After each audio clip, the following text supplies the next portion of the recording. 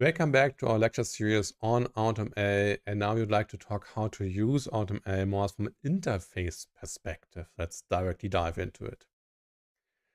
So there is the interface to AutoML. We're saying that's data modeling. So we're feeding in only data into our black box optimization. So that's more stands for me here now to some kind of a black box AutoML process, which I'm not going into detail what it means because I would like only to talk about what goes in, what goes out.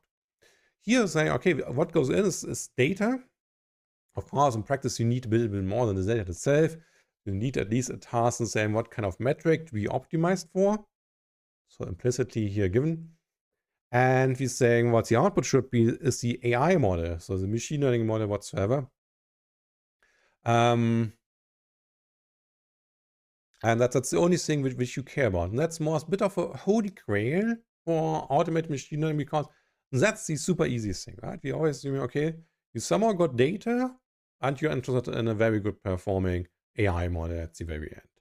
And you don't want to care about anything else. So that's the simplest thing you can think about AutoML. In practice, if you're thinking more about what really is needed, in an industry project and so on, is that you have more constraint to it. So here I'm adding, for example, a time constraint to it,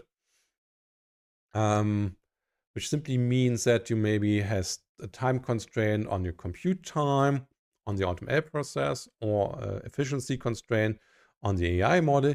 So there can be, in principle, any kind of constraints added to it. Could be also memory, energy constraints, whatsoever. So most of the time, you're not completely free in getting simply a well-performing model, but there is a constraint on it in saying how you would like to run it, under which conditions, and so on. Then what I call the data space model is saying, in addition, you could also have some kind of information of what kind of configuration space you would actually like to consider. So that's a bit more concrete than the data constraint model. Maybe you're saying, okay, we simply defining what kind of constraints we have. But if you are an expert, you already know that a deep neural network has far too much memory consumption on your embedded device, on edge computing, whatsoever. Then you can already exclude it, right? And you can say, okay, I would like to go with very small, efficient models for my edge computing. I directly would like to change my configuration space and defining that.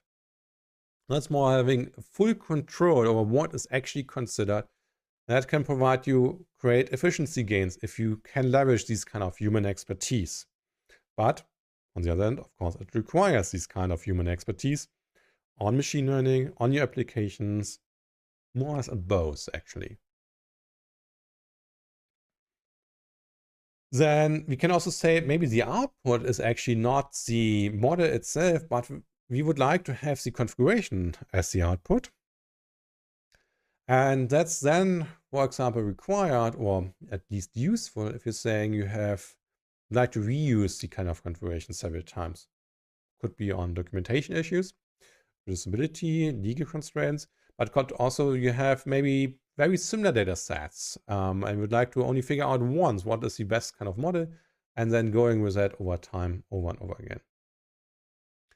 Can also provide more insights if you have this kind of configuration of what worked well, why, if you know the configuration, not only the model, because the model itself is abstracting away the configuration. You don't know if only the model is outputted what kind of, let's say, learning rate or data augmentation was used.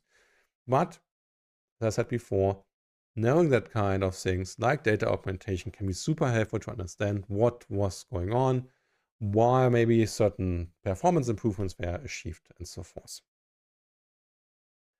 And then there is more or less the more modern view on things, which I would call the data docu code combination.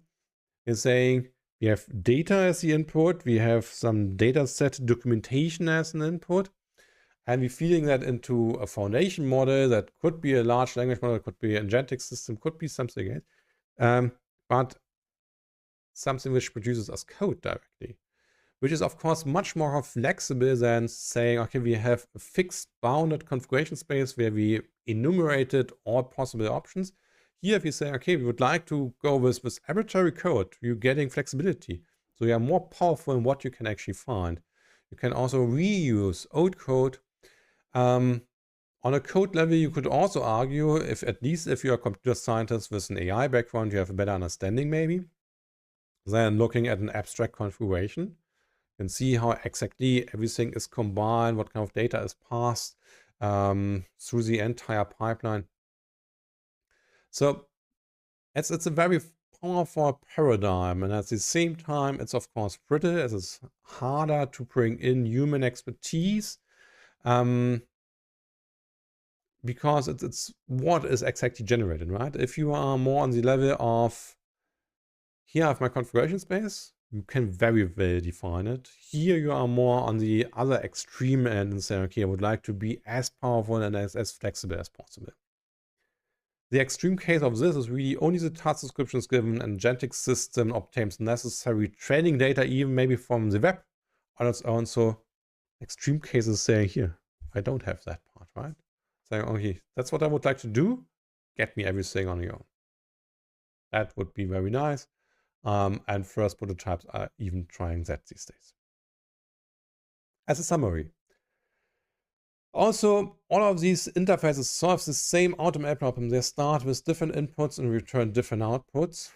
And the outputs can entail a lot of different kind of things, right? This could be ensembles of models, can be also even cleaning data, can be a prompt, so better prompts, a fine-tuned model, a compressed model, an architecture or code. So everything as an output is in principle under this kind of paradigm possible, and I showed you only a few of them right now. And it depends on the use case, what you have in mind, what you would like to achieve, and the context, of course, which interface makes more sense to it. For example, domain expert may prefer very basic interfaces with data as an input and model as an output. So where you're saying you don't want to care about what kind of configuration, you don't care about understanding all of that. The only thing which you are caring about is best performing model. But if you are more on the machine learning expert end, you might require more control. You maybe have more insights. You maybe have more expertise and would like to make use of that. Then you are maybe more in this kind of configuration space input setting, or maybe even configuration output setting, right? So really think about what makes most sense to you, what you would like to show also other stakeholders, and then go with that. With that, I hope you have some insights and that I see you again in the upcoming videos.